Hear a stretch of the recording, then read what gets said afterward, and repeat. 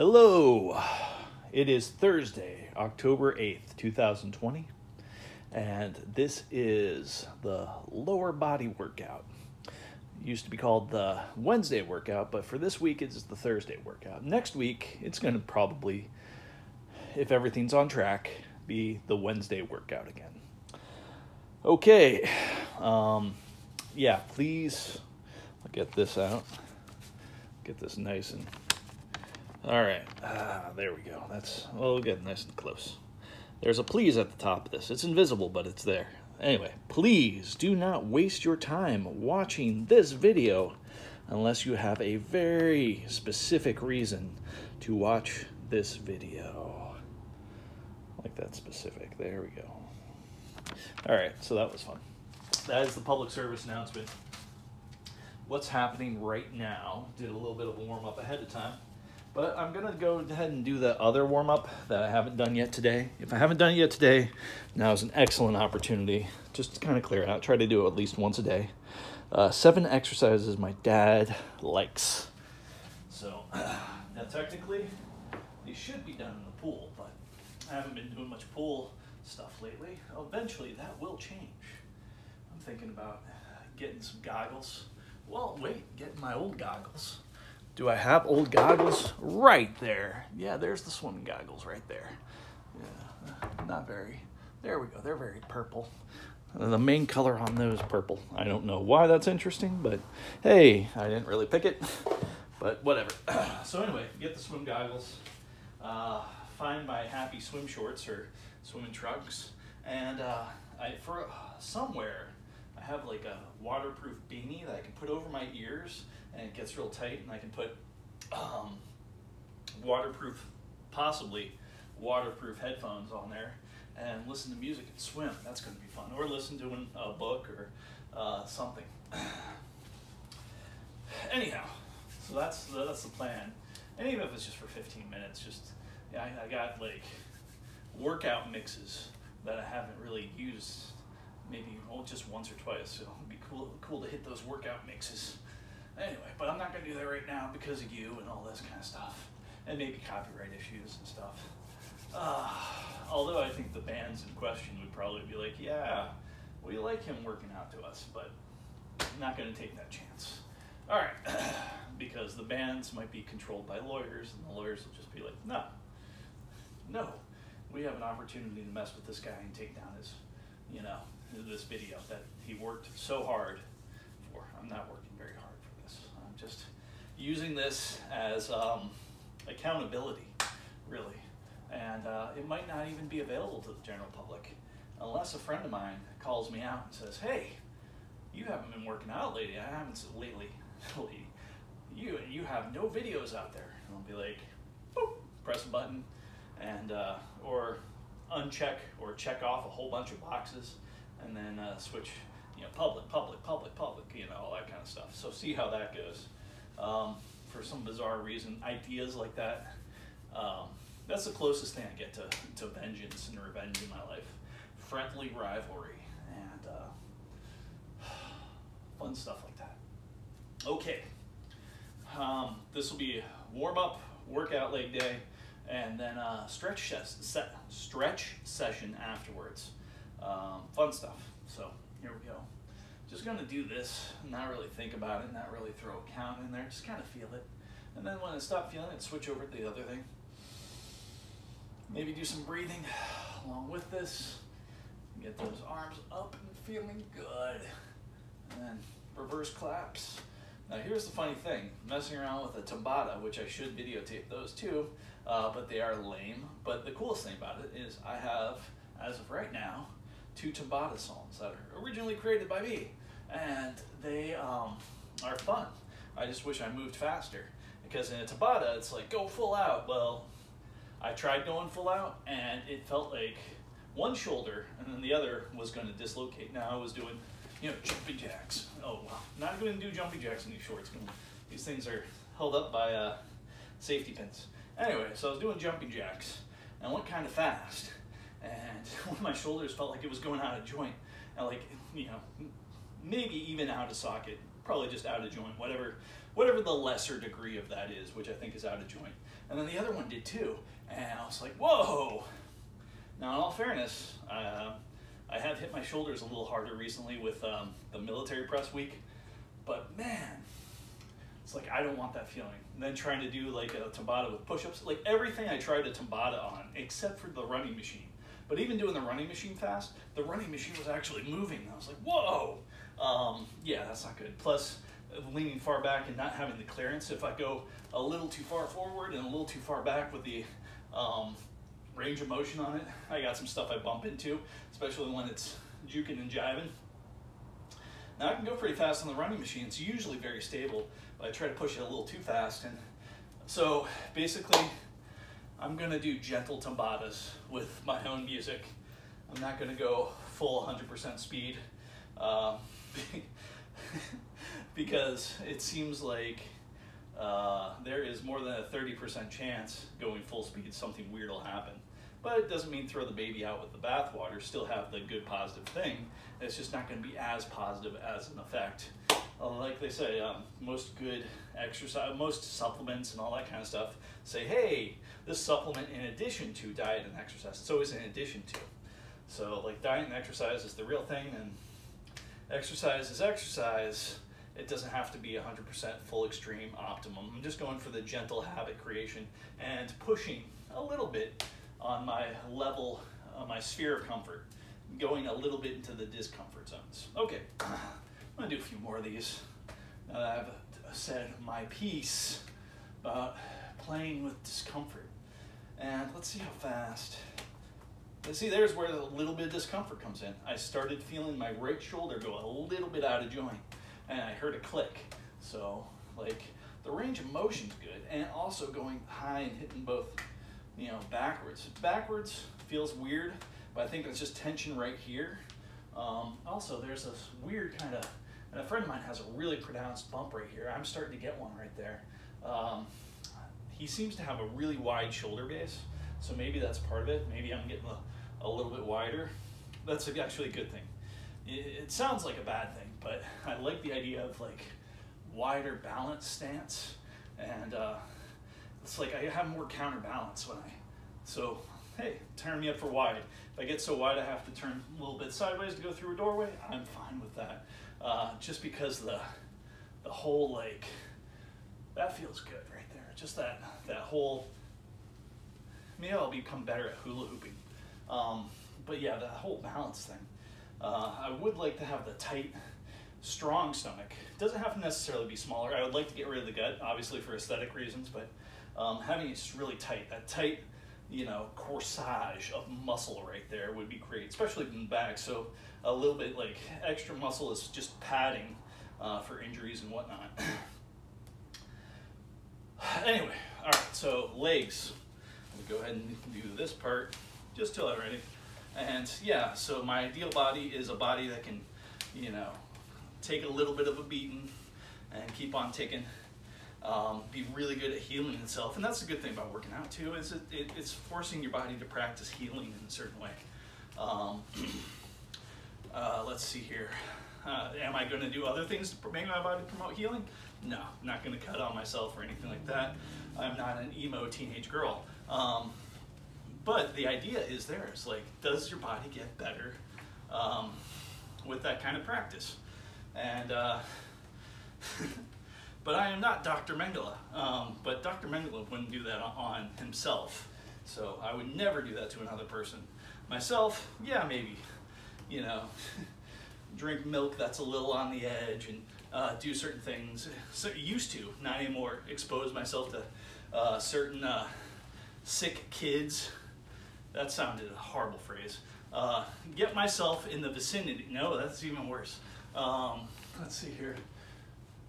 Offer to babysit for free, especially when the kid has the flu or something, and just like, hey, give a high five, not wash my hands, you know, that kind of thing. Basically, getting myself, giving my immune system a workout. Sometimes hanging out with people that are under the weather. I don't do that anymore because, you know, coronavirus 19. Yeah, so Don't need that in my life. I thought I might have had it back in February, but I had the same thing my dad had. My dad got tested. He did not have it, so yeah. There is that. So going to be very careful there, because I do not want to develop some sort of, I love breathing exercises, and I guess February was the first time I had anything close to bronchitis, whatever I had, and even though it was interesting, it wasn't terribly painful, it was a bit weird. The weirdest part was exhaling and feeling my lungs just make noise. I'm pretty sure I had no airflow going, just something inside was making noises when I was done with the exhale. That was very strange. So like this, it wasn't even a rattle. I don't know what it was. All right, so now I'm at the point where I'm gonna try to scratch my throat with talking. So yeah, I've been talking with the smooth tones, not a lot of raspiness. And now I'll turn up the raspiness just a bit, because there it goes. It feels good on the back of the throat. There's something nice about that. Also forces me to slow down. And I realize when I'm not talking to somebody like me, forcing myself to slow down does two things. Makes my diction a little bit better, and forces me to say, in my mind, hey, I only have few words. Make them count. Whereas if I'm talking at a high rate of speed, I can just throw everything out. And it's easier for me, but possibly more difficult for the listener. All right, so yeah, I think I got all that. I feel kind of worked out. Warmed up, not worked out. Don't feel worked out yet. Okay, so here's the basics on this. Let's see if the focus is, oh, that focus is amazing. All right, so we got today, we got the squat machine, then we got Romanian deadlift, and then we got leg extensions, then we got single leg calf raise, and then we got lateral single raises. All right, so that is good. We're gonna start out with the squat machine. 2 sets of everything. I don't know how far I'll go. Just count it as I go. Gonna shoot for like a 4 and a 6, or actually a 6 and an 8 at least. Maybe I'll get 7 on both. Yeah, I probably will. Been doing some good squats. Not just air squats, squats sometimes with a little bit of weight. And welcome to the darkness. This is a nice dark place. All right. Get in position. Not doing so much breathing exercise. Just gonna get right into it.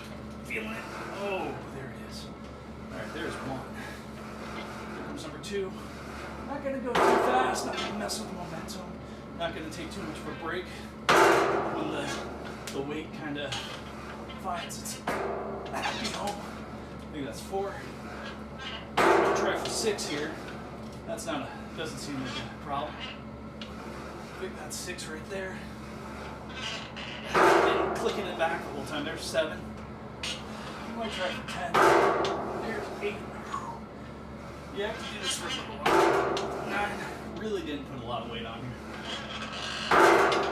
There's 10. I'm gonna go for 13 just because.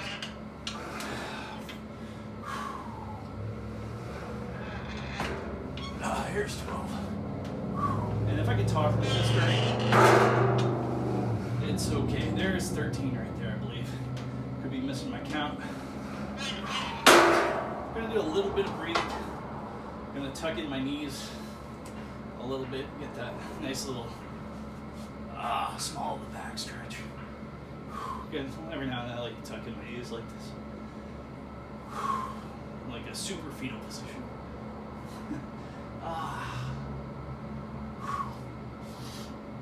That's another thing. When my gut was way too big, this was a hard position to maintain. Now it's not much a problem. There was like resistance. My thighs actually touching the gut. Now I got a little bit more clearance. It would be really nice to have a super amount of clearance and have this position be totally easy. I don't know if that's ever going to happen, but hopefully by getting smarter and documenting things, it will happen. And also it might happen just because the shoulders might get bigger, and that might displace and cause the hip muscles to kind of strengthen a little bit and widen and move out. And then if, let's say my shoulders get wider, if that's even a possibility, I think it is. Maybe the hips get wider as a tertiary benefit, especially if I keep working out the way I have. And that will allow, even if there is a gut, more side space, so it's along the edges and not along the center. Although, the simple thing would be just lower my body fat percentage. Out of the body fat, the last spot to go is the gut, from what I understand. At least I think that it works that way on my body. It seems to, at least. And yeah, like my legs will be super toned. It'll be like, where'd all the fat on my legs go? It went somewhere. Expiration or respiration on the exhale. But having this like idea of like the aesthetics of what I consider I don't know, good looking, I guess. All I can think of is somebody that looks physically fit. But here's the funny thing: sometimes you see people that look physically fit, and you go for a run with them, or you go for a swim, and it's just like, wow, there's all looks there. But somebody who's, and I guess that's part of practice, you know, if they just look physically fit, but they do nothing but ellipticals all day, you get them on a, you know, beach or whatever, it's not going to really, you know, it'll help out a little bit, but sometimes there's just something different about it, running on sand. Anyway, but get somebody in the water if they're not used to the water, you know. And I by no means am a world-class runner or jogger or swimmer or any of that stuff. Occasionally I like to goof about, and that's about as far as I'll take it. I have a friend that'll just like do an 8-mile run at just any excuse to do like an 8-mile run. It's kind of cool. It's like, yeah, I'll be out for a few hours, just gonna do a run. How far did you go? Oh, 8 miles, no big deal. And like, I'm sure he does a little bit longer than that every now and then, but 8 miles seems like kind of a nice, maybe it has to do with his location. All right, we're gonna do another set. Maybe of 13 this time, because I didn't lower the weight. 3.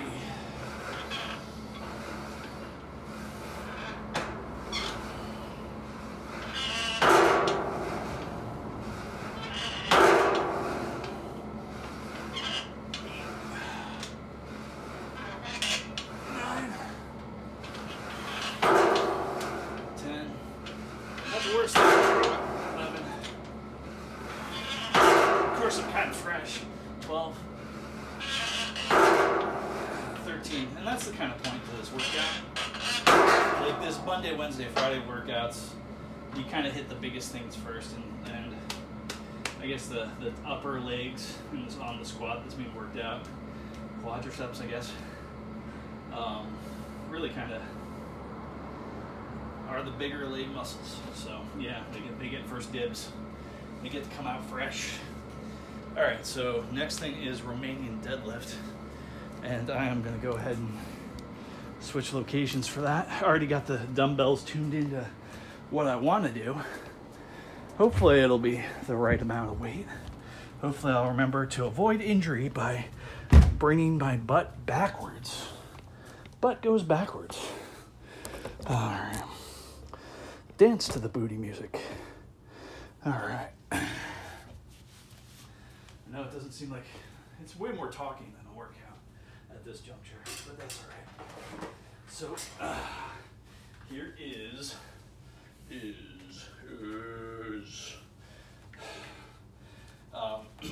Romanian deadlift. Butt goes backwards. 1, 2.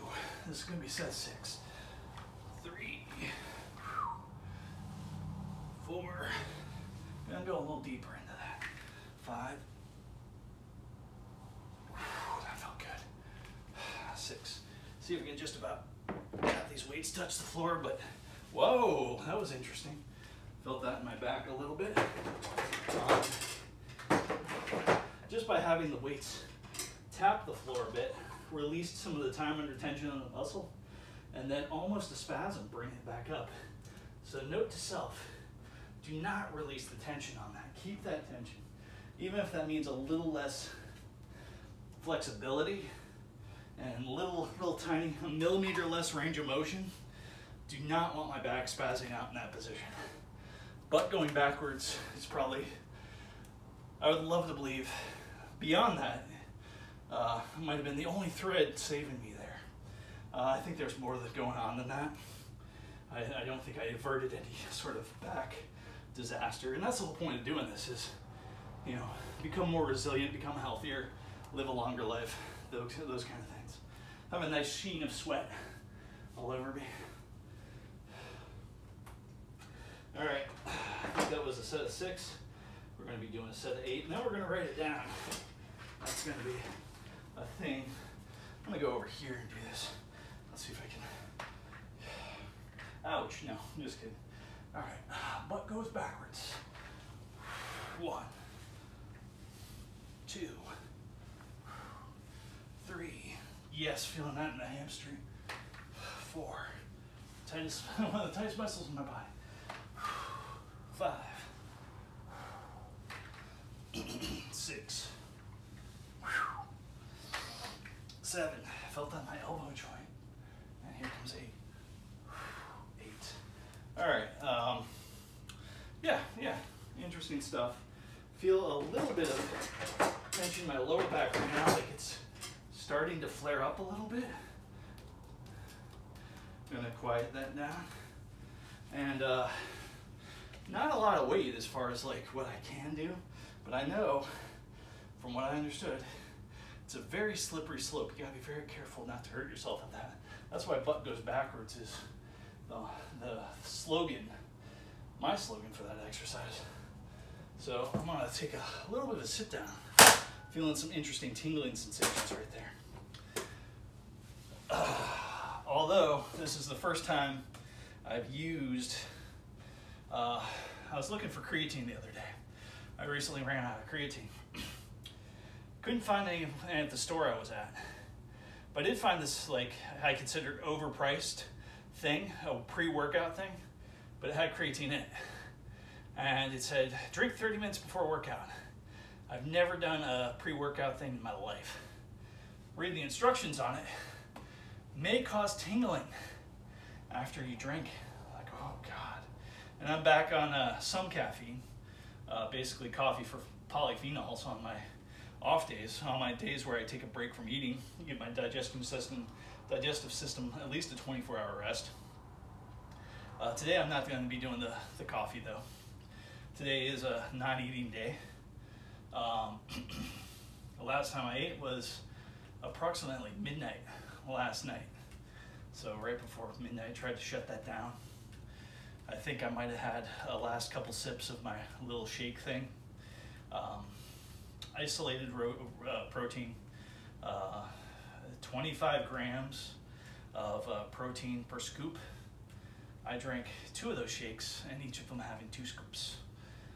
Very good stuff. The chocolate is way better than the vanilla on the 100% isolated whey. But anyway, back to where I was with this. First, I'll write down some stuff and let my back and my legs calm down. The good thing is I'm feeling it right here. I'm feeling some interesting tension right there, which is exactly where I want it. Just don't want it to be too difficult. I want to be able to recover, but I got plenty of recovery time for this, so I shouldn't have to be too concerned. I mean, maybe I'm getting closer to optimal than I want. None of that felt terribly like pushing too deep into the discomfort zone. The squats, you know, not too deep into the discomfort zone. With the squats, matter of fact, write down 8, and I'm gonna put a little thing up plates, please.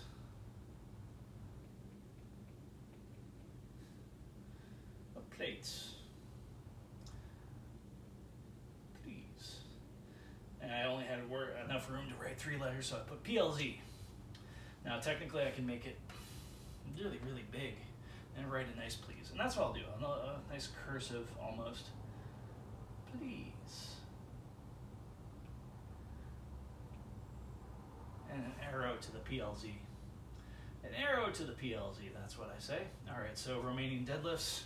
Did that as advertised, 6 and then 8. I got kind of like on the Infinite Notebook. Next is leg extensions. Already got that primed. Let's go ahead and take care of that. It's going to be probably going to just go for that same set of 6, set of 8. I'm thinking the weight might be kind of light, but that might be kind of good because I am feeling it in the middle. Actually, I'm feeling both of the back of my legs. So, but more on the right side. Go figure. So hopefully my strength will balance out side for side. Now, one thing I'm considering doing after this workout, which may or may not be a good thing for you, is a stretching session. And maybe I'll video that stretching session and talk. So simple stretches while talking. Some of it taken from like Wim Hof. He does some cool stretches I like, so I'll probably go that way. But other was just stretches I picked up over the years, you know. Okay. Gonna go for 6 here. Oh, that was the right number right there. Do not want to blow out the knees, so I'm not going too high on the plates. There's 3, 4, 5, 6. I might have been able to do 8. I'm not going to change the weight. I'm going to see if I can do 8. Like I said, all that after saying not going to blow out my knees, going to be careful with the knees. But also, that was not, I want to go gently into the discomfort, and that was a little bit too gentle. Don't want to be too gentle. I want to be gentle. I want to be caring. I want to be nice and nurturing. But I don't want to get too gentle, you know? So, this is my voyage into being gentle, being progressive. Hey, we're going to get this done. We can do this. But let's get comfortable in that discomfort. Let's look forward to a little bit of this discomfort. Let's have fun today, right now. Set of 8. 1, 2, not too discomfort. 3. I'll let you know when the discomfort comes. As a matter of fact, I'll put my arms out. See if they're shaking or anything. I think that's 6, 7. I'm gonna go for 10, 8. There we go. 9. Yes, discomfort. Just a little bit more. I really want to feel that. There we go. Yeah, that's what I wanted. That's a little bit of reaction. In control of it, but wanted to feel it. That was 11. The right weight for 11. So same thing. I'm gonna up the plates just a tiny bit. It seems like I've been fluctuating. Like I'll go up and I'll go down and I'll go up. So we're gonna bring this back up. It's not a lot of weight. It'll just be a little bit more. And even with a little bit more, it won't be a lot. So the knees will be okay. I'm confident in my knees being okay. And there's a couple tests of tolerance to it too. Like, go ahead, keep my heels flat on the floor, especially after doing these exercises. And if I can go down nice and slow, not really feel anything, maybe a couple cracks and pops in the knees, but not hear anything. Bring it up kind of slow. Try it one more time just to really, really kind of evaluate that. And then bring it up. Not really throwing a lot of momentum here. And even the down kind of slow, it's controlled with my muscles. I can stop at any point. So I'll stop at all those different points. That's kind of fun. I haven't really tried that before. Bring it up at different points. Maybe every few degrees. Not bad. Feeling good about that. The next exercise, I don't even have to leave here. I think that is single leg calf raises. So I got my weight. Oh, and I got my other thing right there. So, all right. So I might be able to finish the workout in here. That'd be interesting. 1, 2, 3, 4, 5, 6, 7, 8, 9, 10. All right, there's 10 right there. I'm gonna switch arms, keep that weight near the. What is that? Guitar string or something stuck on there. I'm gonna go for a set of 10 right here. 1,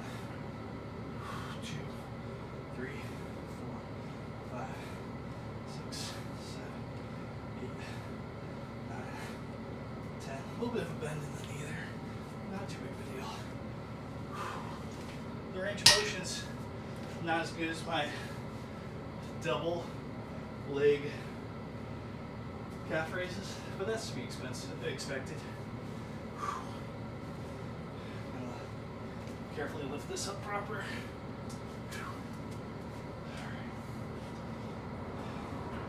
One, two, three, 4, 5, 6, 7,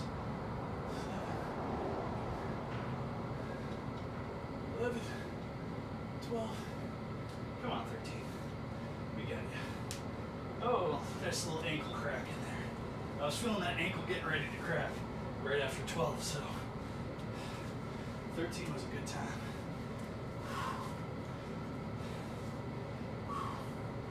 2, 4, 5, 6, 7, 8, 9, 10, 11, 12, 13.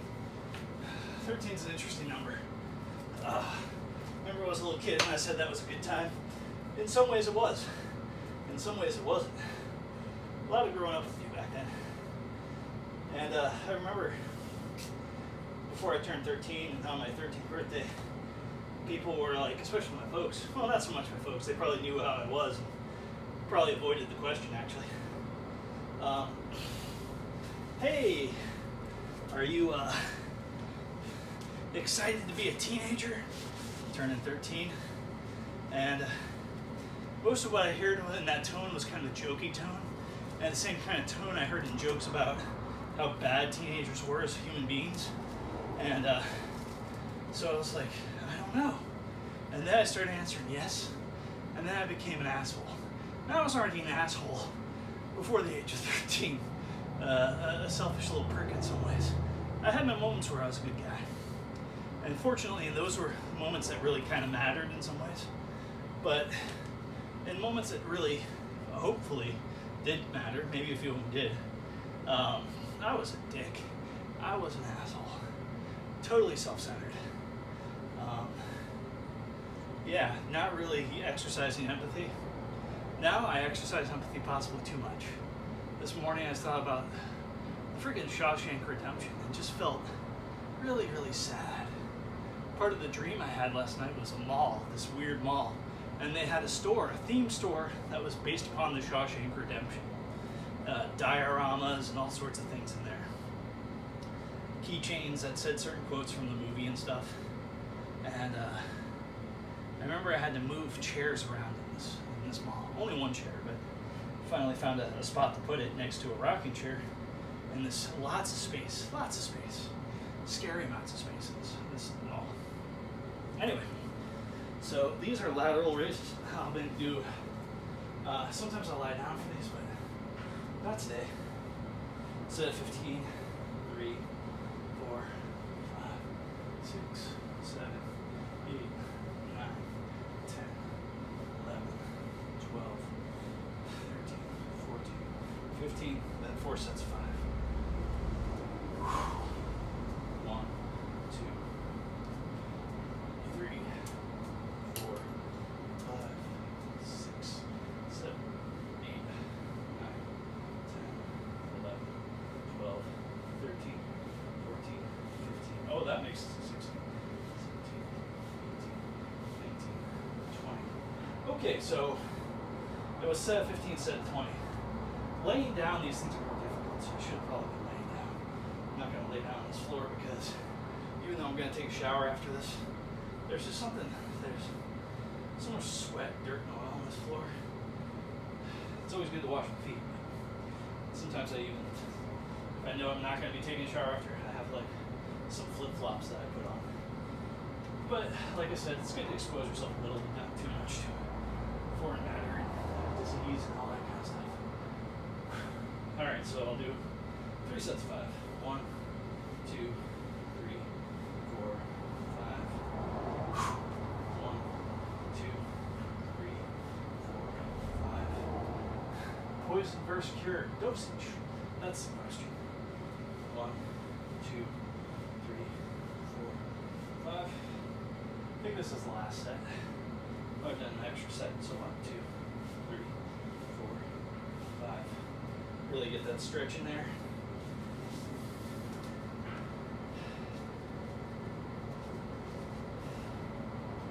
Oh, you're really not there, aren't you?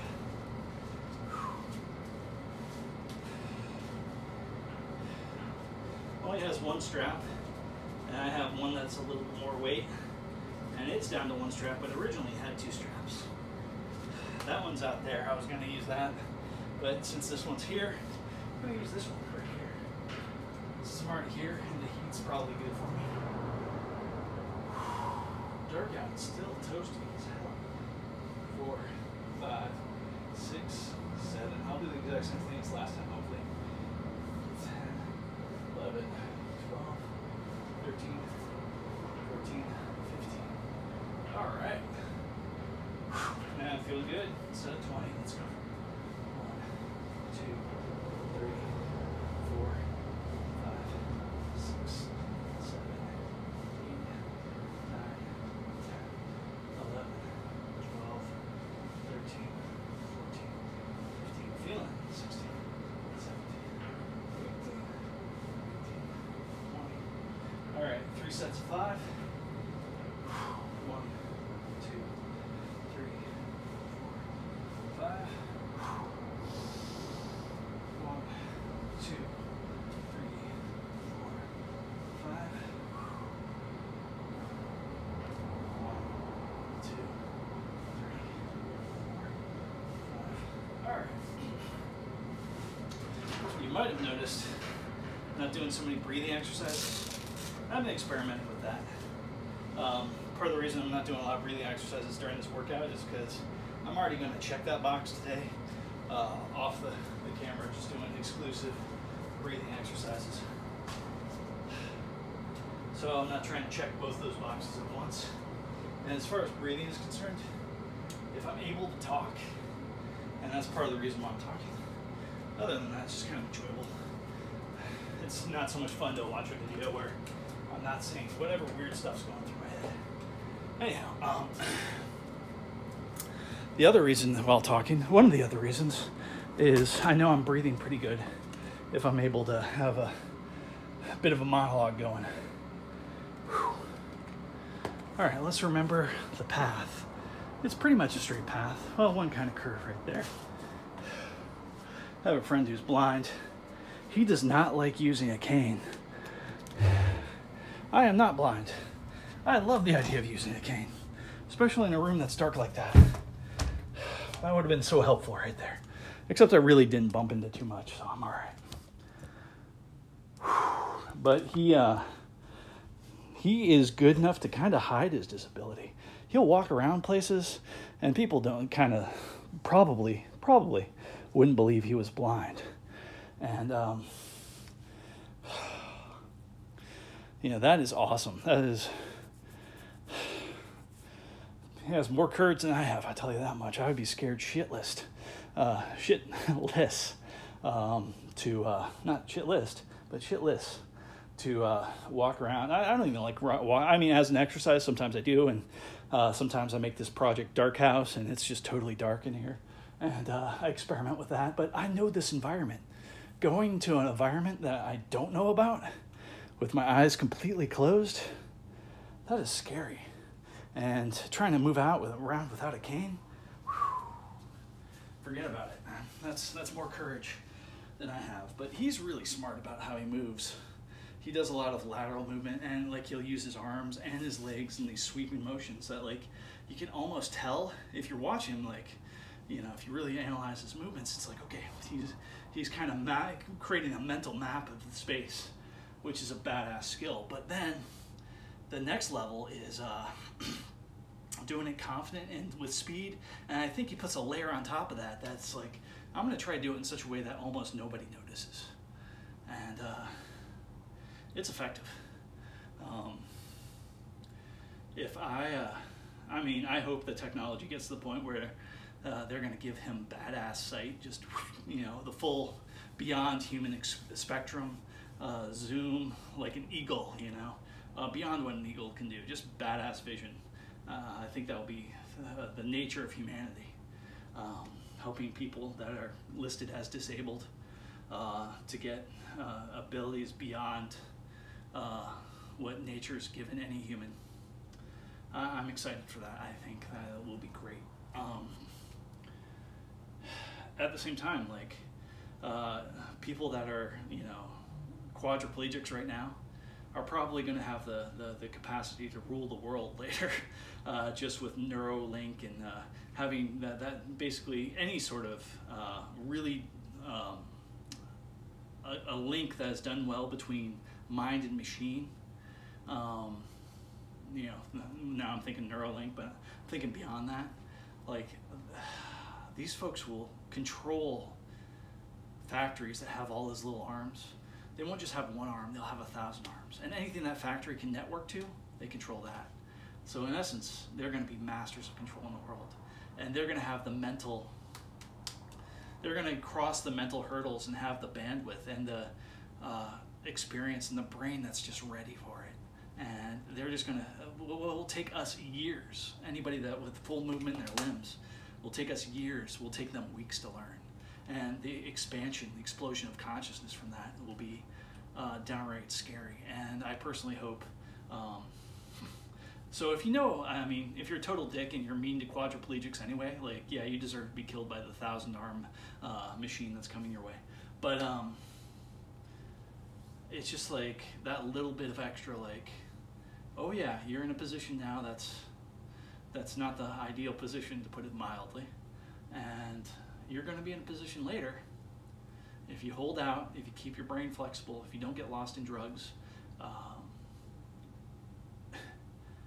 yeah, you might be able to be part of a ruling class of mind and machine interfaces that nobody even suspects will have the power that it has. And I barely suspect, but I just imagine what I can think about while dreaming, or what I can think about what just every now and then, like, I go into this half-conscious state, and these thoughts, concepts, it's like a split second, but there's so much information. And it blows me away. I try to capitalize on the stake, and it's just like I can't hold all that information. I try to write it down, pieces of it, I feel pieces of it just going away. I can never quite grab the whole thing, other than the sense of loss. Now, maybe it is just a sense of loss for a figment, something that really wasn't this massive amount of information. It was just somehow labeled as, oh, this is a massive amount of information. But I kind of feel like with the mind expansion I've done through breathing exercises and various perspective exercises, I've expanded my empathy to an extent that kind of scares me a little bit. Like I said, feeling bad, even thinking about the possibility of someone going through what the main character went through, or some of the characters that went through on the Shawshank Redemption. Like, feeling that empathy, instead of just acknowledging it's like, oh, that's them, that's not me, which is the default human value. It's just like, oh, that's not me, not associated with me. But like, feeling that bad and trying not to feel that bad, instead of just by default, like, oh, not me, I can watch this, not me. So it's like the things I watch. I've been watching, I think we're on season 6 of Vikings. And ever since, I could have left on the first season, when those Vikings came in and they just slaughtered almost everybody in a monastery. I was like, nah, you know, I mean, that's history, and it's good to know about, and it's like, these horrible things have happened. It's good perspective, compare then to now. Like, history's a bad place, don't want to be there. But like, this idea that, like, rooting for the main character, which you empathize to a certain extent with the main character, and you hope good things, like, that all kind of went away. Whatever bad things happened to the main character, just didn't care. It's like, yeah, well, you were part of slaughtering a monastery, so, you know, yeah. And I felt that towards, well, actually one of my books that is not finished, but one of the people I trusted to read it, the main character, he just did not care for the main character. And the main character is kind of morally ambiguous. Like, the moral compass is developing as the character is developing. And you purposely have this, like, isolated environment, a character with a little bit too much intelligence in certain areas, and this such a controlled environment that everything is looked at from a different perspective. And it starts becoming an amoral perspective, and then it gradually becomes where the main character is developing their own sense of morals. And what makes sense to them, because they haven't found anybody worth modeling. There's been nobody that the main character could model their morals around, which is mostly what we do. You know, the religions we grow up with, our parents, people that are around that we look up to. The main character had nobody to look up to. Everybody had their fatal, not fatal flaws, but everybody had their flaws just right up in front. And the main character could see through almost everybody's bullshit. So seeing through so many people's bullshit, even got a little bit jaded and assumed everybody had a massive amount of bullshit. Nobody was being genuine, which, hey, could happen. Even though there's possibilities in the book of genuine people, but that's ignored as not a possibility by the main character. So anyway, that kind of fun thing. But explaining things this way and understanding things and empathizing, like I've expanded my ability to empathize, and it is, I mean, it hurts. I'm not going to whine and moan and complain about it because I'd rather have it than not have it. I think it adds to a richness in life. Like, I think to a certain degree, not too much pain, but a little bit of pain. Like getting that back to even this, a little bit of discomfort adds to the richness of life. Things like being able to delay gratification. Example, slow sex versus animalistic sex. If I never, this is going to be a big statement, if I never have animalistic, you know, tear your clothes off, have your underwear flopping around your leg or whatever. I usually don't wear underwear, but in the cases where I do, just flopping around your leg and like, hey, I'm doing a pinwheel with my leg in the underwear. Cool. You know, you noticing weird things during sex, which you probably shouldn't notice. But then you're not me. I notice the weirdest stuff. Also, I'm trying to pay attention to, like, you know, if I can see the skin tone real well, colors and skin changes, all that kind of stuff. Breathing, heart rate. The thing I pay attention for is the hitch. You know, that kind of thing. Like, I know, like, the hitch is signaling a couple things that are possibly going on, then following that signal path, like, okay, good hitch or bad hitch in breath. Is this going to the point where it's uncomfortable? And sometimes it's kind of good to go to the point of, even in sex, go to a little bit of discomfort, like a ticklish spot or something, nothing painful.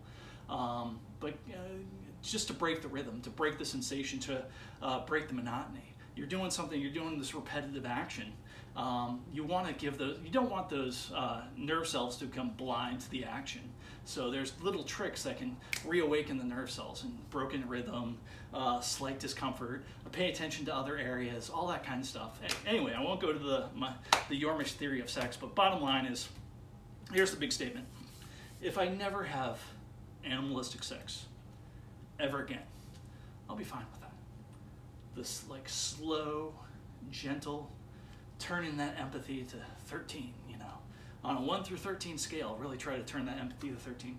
And that sometimes means just giving up your own pleasure, which is not a big deal, because I'm just happy the fact that a woman I respect, hopefully, chose me to be that close to her, to allow me to have that closeness, that interaction.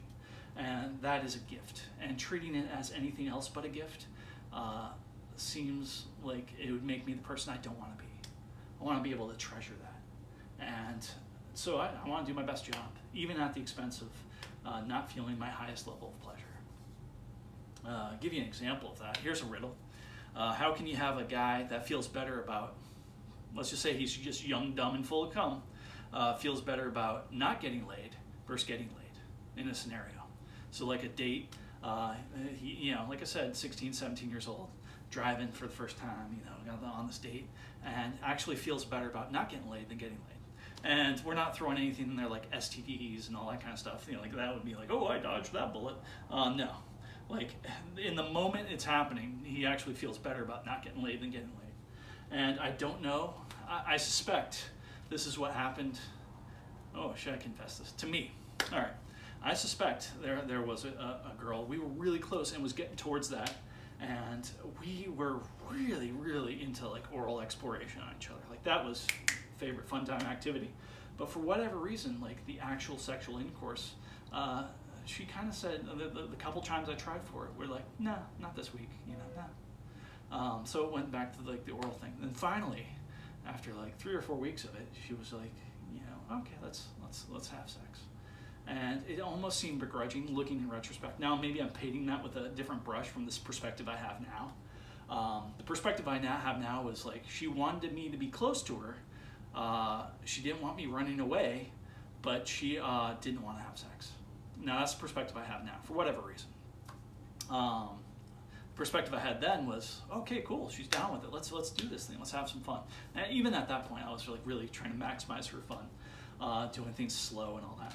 Anyway, so technically we didn't have sex. Like, I barely put the head of my penis in. She's like, no, oh, stop, it's too big. And that was the thing. I walked away from that. I was like, oh, you know, what would they call that? Big dick energy. It's like, oh, my dick's too big to have sex. Oh, I feel great about having this huge penis, and you know. And let's say I did. I didn't do anything to earn that. It's not like I can be proud of it because, hey, I didn't earn it. You know, it was just nature's gift. I don't know if I do or don't. I purposely don't want to think of myself as either way, because comparison is the thief of joy. So let's say I do, and then that becomes like a crutch. That becomes something I don't work hard on my other areas because, oh, I got this, I can take care of, you know, no. Or let's say the opposite. Then it becomes a calamity of some sorts. It's like, oh, I have to make up for it, something to feel bad about. So I don't want to feel good about it, I don't want to feel bad about it. I just want to feel like I'm going to do the best with whatever I have.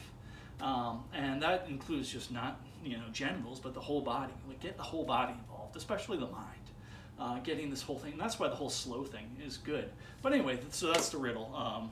How can you get a horny kid, a horny dude, to feel better about not getting laid versus getting laid? And just say, just tell him, oh, your dick's too big, I can't have sex with that. And he'll, if he believes it, he'll be like, oh, yeah. I remember driving her home, and I was just like in this mood, and not driving back, I was like, I have never felt so good about not having sex before. It's like, whoa. So yeah, that could have been her like mental jujitsu to get what she wanted, which she wanted me close to her in her life, but for whatever reason, she was scared or just didn't want, not very experienced with sex, or didn't want different things. Now, there were certain things going on with her that I could understand why she was like that. Like, okay, I get it. Like, I don't know your full history, but I get kind of things, like the way you've been treated by people, and that whole thing. I mean, women have this constant, lack of a better term, mindfuck of being desired for one thing. Now, yeah, that's all based on the scarcity principle and all that. When you really explore the numbers, it kind of makes sense. But at the same time, and I'm not excusing it at all, like, that's a burden that most men won't understand. And the men that do understand will bask in it. Like, I'm wanted by every woman. This is awesome. But, like, being a woman and being reduced down to a single facet, anytime any human being's reduced down to a single facet of their personality, it could be detrimental in a couple ways. But, like, imagine having that your whole life. Imagine having that your focus. And imagine it when you're not out, that's not your focus. Everything's cool, hunky-dory, and then it comes in and gets you again. So that is back to the empathy thing. I really like the idea of feeling empathy for that because, hey, I believe, conventionally speaking, I like how I look. Hey, great, wonderful. But I know I am not, under conventional standards, I am ugly, period. Boom, conventional standards. You take 100 women and like any sample of 100 women, and you'll find a very small percentage. And it's like, okay, he's attractive. Like the percentage is pretty small. Maybe even to like, you need 1,000 women to maybe get 2 that are like, oh, okay, you know, or 500 to get 1. I don't know what it is, but actually those are not accurate numbers now that I think about it. Okay, so I'm not going to think about that, but what I am going to think about is that being the case.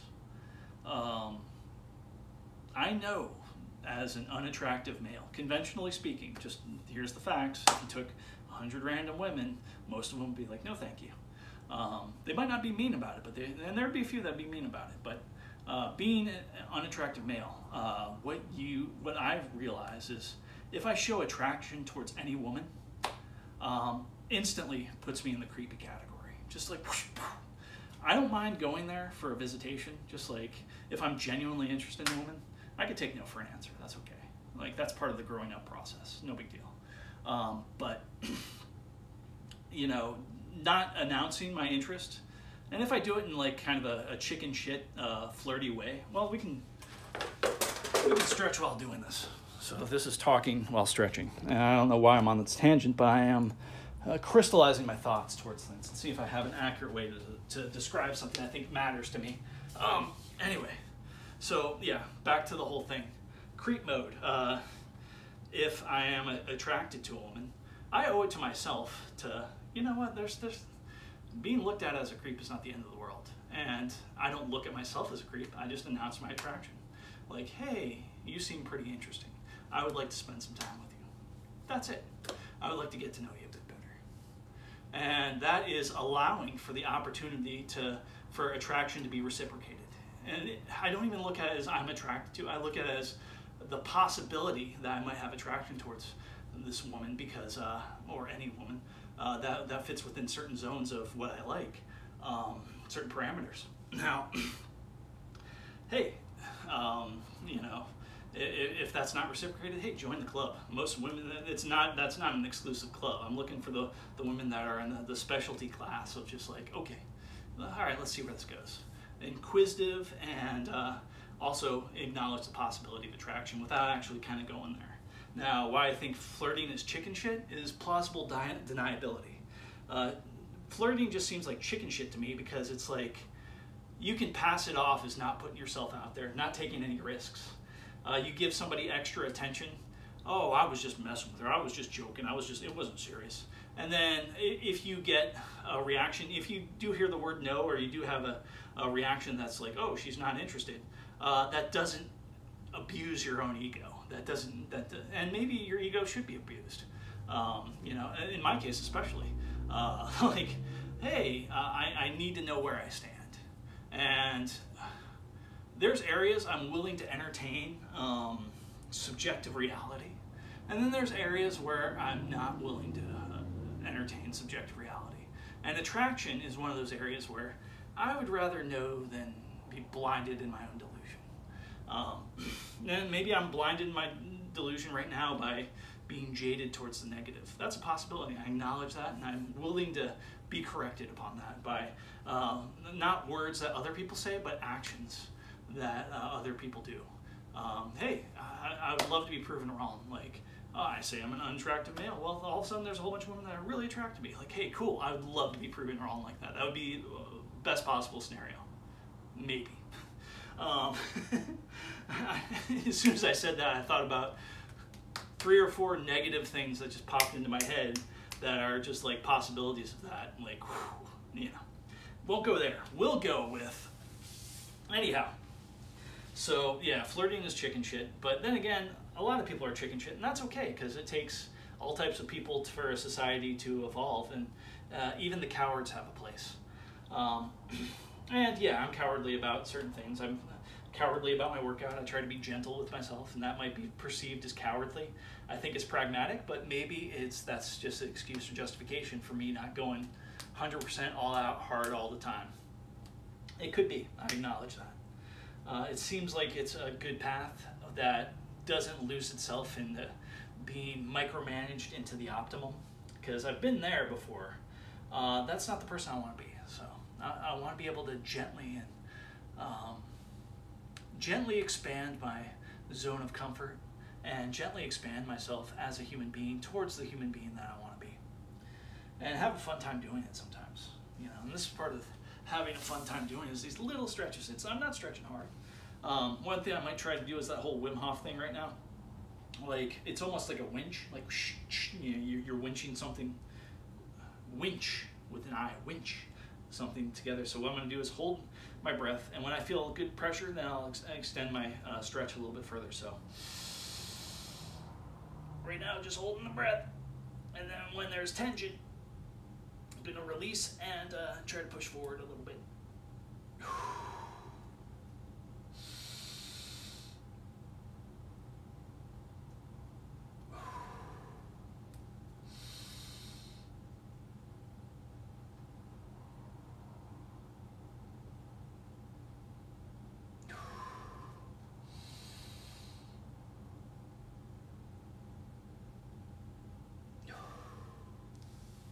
Now it seems like while I'm holding my breath, my body is gently going backwards a little bit. So it seems like I'm constantly going forward, but I think it's like slicing number 1 in half. You'll never get to 0.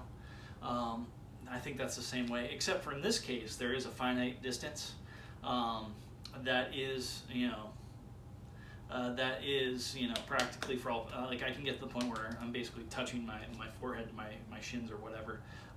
In theory, it should be physically possible. Maybe just anatomically it's not possible. Oh, there's so many jokes in there right there. I'm just gonna push that to put that on the shelf, and basically go into like another kind of stretch position, gently stretch while thinking. But the cool thing is doing that breathe out is like, during that breathe out, you got to see me go down, but I'll watch the video, I'd probably gently, as I'm breathing in, going back up. And probably when I first start breathing in, there's a little bit of imperceptible movement backwards that is, maybe my body's trying to fool me and like disguising it as breathing in, but really you're moving backwards, and then you're staying in that back, closer to upright position. So yeah, there was a big round point I was getting to with the whole like empathy and attraction and all this kind of stuff. And, but yeah, I'm gonna kind of be the person I want to be. That may sound selfish and weird, but I think even the person I want to be, I think serves society. I think does more harm, or does more good than harm, and does as little harm as possible. And that you really have to kind of search for it. It's just like, yes, I still produce trash, but like I produce so little trash. I can take out my trash like, it seems like once a month, and hopefully eventually it'll be like once every 2 months I'll have enough trash to actually take out. And even when I do take out my trash, it's just like, I mean, that's kind of cool because it creates less bullshit work for me to do, and also less bullshit work for the garbage guys. They don't need to be grabbing like less than a few pounds of trash, and I don't overload my stuff, so it's not like over 50 pounds or even over 20 pounds. Try to keep my trash kind of light, but even to get to that 20 point takes like a month. Hopefully eventually it'll take like 2 months. Part of that will be more powdered drinks, more water, less bottled water. Obviously I haven't bought bottled water in like 2 years. I gotta get my filter out, that little Brita filter thing I have somewhere, and start reloading that with tap water. But right now I'm pretty confident in my tap water, so I drink water from the tap. I am considering doing my good buddy said something about taking a challenge for 24 hours of drinking nothing but distilled water. And short term, that seems great, especially on a day I'm not working out. Like that seems like a good idea. And back to the workout thing, I'm really thinking closer to optimum for me is not working out every day, but every other day. And with really heavy workouts, it might be good to like have 2 days rest if I'm really trying to push my edges and find new boundaries. And that's perfect for the cycle. Right now it's cycle 3, part 3. And part 3 is Monday, Wednesday, Friday workouts. So let's say I have that, I want to do the Monday workout, and I really want to push my edges that Monday. So I'll take 2 days off and do the Wednesday workout on a Thursday. Have 2 days of recovery, and then do my leg day like today, and basically be good to go. So that's not going to happen too often, and maybe it'll happen in adventure week. So during the cycle, I have a couple different opportunities to do that 2 days for pushing the edges. Anyhow, so yeah, fun stuff, becoming the person I want to be, all that kind of stuff. And as I become the person I want to be, finding women that are attracted to where I want to be, like that is just such a win-win situation. Number one, she's going to be added incentive to get me a little bit further on my journey. Number two, she likes what I like. There's a commonality there, and commonality is part of the attraction. And the most attractive thing about a woman to me is the fact that she's attracted to me. Like that's 51% of it right there. So like she could be attractive in all sorts of areas, but if she looks at me like a pile of dog shit, then the most she's going to get from me is 49% attraction. And that's I think a stable value. It took me a little while to develop that value, but life has just been too eager to reinforce that value. And it's amazing how life has gone out of its way to really reinforce that value in my life. And I kind of treasure that. I really like that idea. It's a great concept. I mean, I hate the idea of, and I don't try to be egotistical about this, but I love the idea of being, you know, I've noticed myself in certain situations. Hey, I could take it or leave it. Hey, you know. And what would be the absolute badass would be a man that hasn't had sex for a couple of years and has the opportunity. And it seems like a great opportunity for, you know, all sorts of reasons. Not just because, hey, having sex is great and all that kind of stuff, but all sorts of reasons, except for one reason that crosses a line. And it's just like, you know what, she was mean to an innocent person, or she was mean to an animal. I can't reward that. And like being able to walk away from that, knowing like, hey, I might be celibate for a few more years. You know, that is the level of badass I want to get to. Do I really want to go through the formality of getting there? No. But it's not really. And here's the cool thing: it's not really about numbers. It's not really about time. It's getting away from all that. It's getting towards, am I producing value for myself and for somebody else?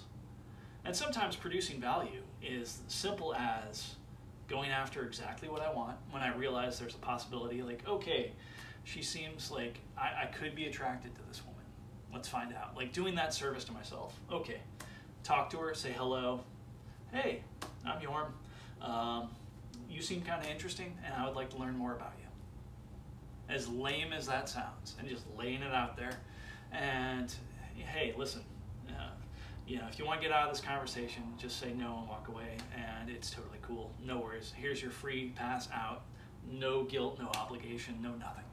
And please take it if you're any, you'd be doing me a service by telling me that truth. You know, make it really easy, really convenient.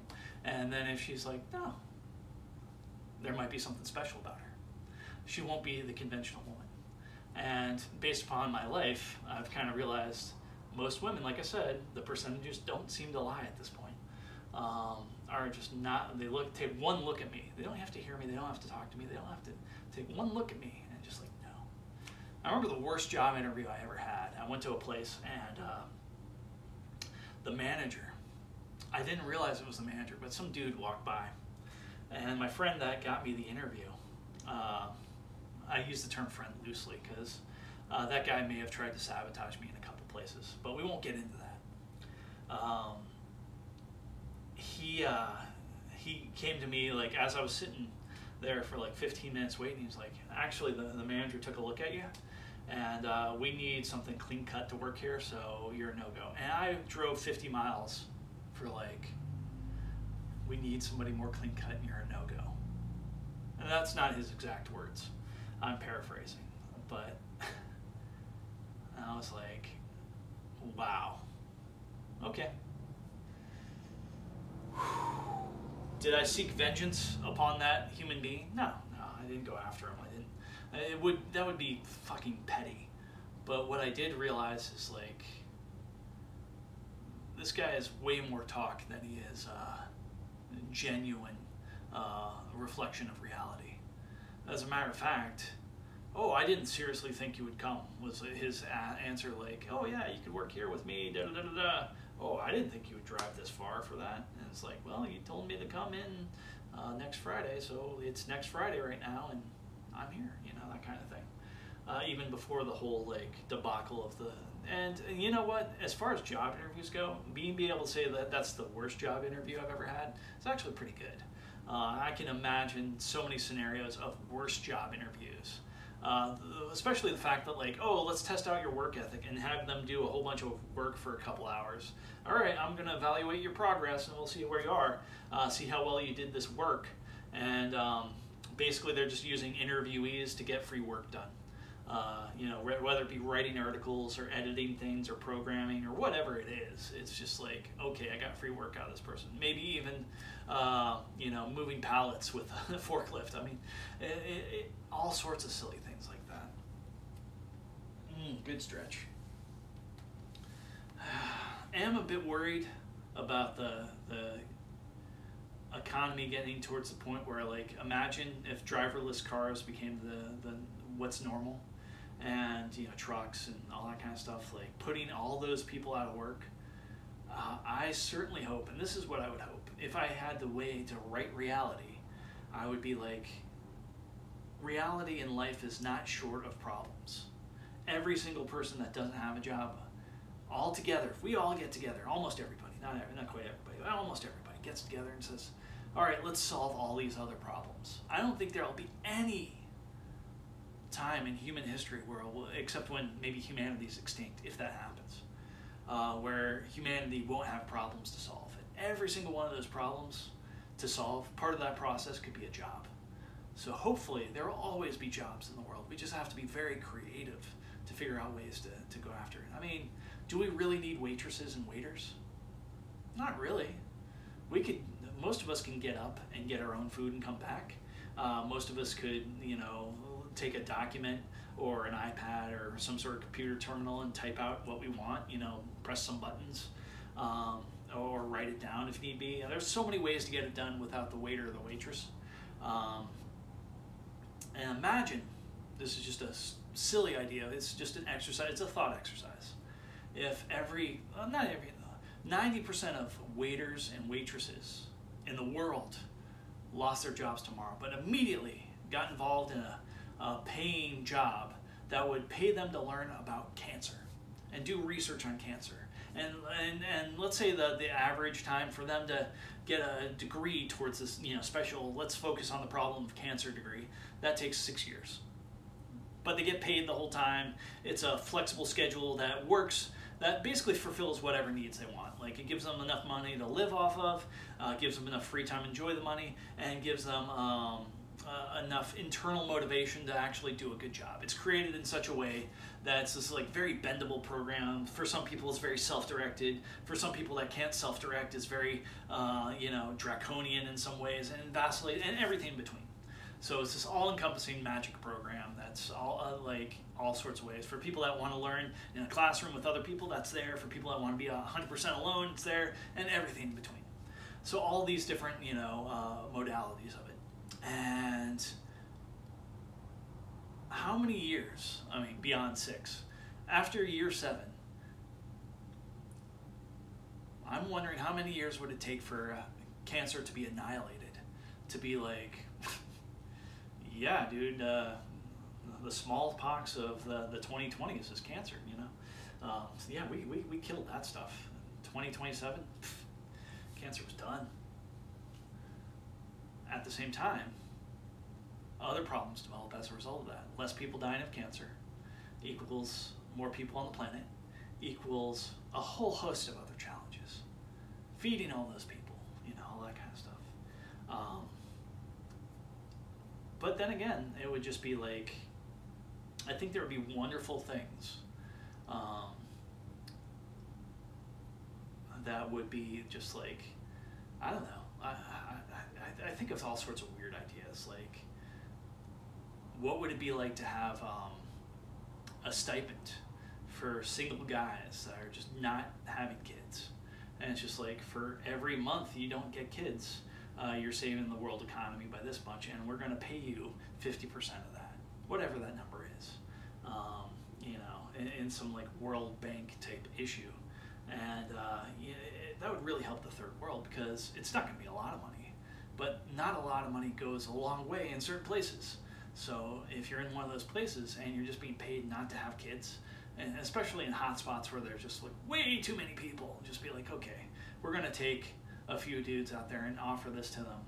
And then it gets into a weird zone that I'm not comfortable with, like the voluntary vasectomy and all that stuff. And is the technology on a reversible vasectomy really reversible and all that kind of stuff? But if it was 85%, I'd get a reversible vasectomy. Yeah, absolutely. As long as it could be, I could be fertile within 2 or 3 years of having it reversed, I'd be fine with it. Especially if it was 100%. And I got paid for it. That's the big caveat. And I don't have to pay for it, I would get paid for it. That would be badass. A little bit of extra money every month to not impregnate a woman, sign me up for that. But how do you enforce that? And the only way I can know to enforce that is volunteer for the vasectomy and have that vasectomy confirmed, and that means, oh yeah, we gotta test you, we gotta see how many swimmers you got after you heal, and you get tested a couple times a year, or maybe once a year. You get tested every year, and that keeps that stipend going. Just like, okay, good, because people are the solution, but they're also a problem. Back to the whole like, hey, is this a cure or is this poison? The question is the dosage. And I think that to the same degree, human beings are involved in that equation as well. And I also, maybe I'm a little bit trying not to be so cynical, but a little cynical in the fact that like, hey, if you want things to be chaotic, human beings are like the ultimate variable. So put that into the equation, put more people into the equation, and you get way more unpredictability, except in sociological concerns, where prediction patterns and all this kind of stuff. The more people you put in that kind of prediction pattern of a sociological concern, as opposed to an equation like, oh, if I do this event and I have, but like a sociological concern, like you can get far more accurate with the numbers based upon just how big the numbers are, whether that number be people or rabbits or whatever. Okay, that is enough of me talking some stuff, a little bit of stretching there, and I'm going to end up doing a few more stretches, but I really should shut this off. Matter of fact, it probably wants to shut off. Yeah, this has been a long time. Good conversation, though. Glad to get all of that out of my head. Later it shall be.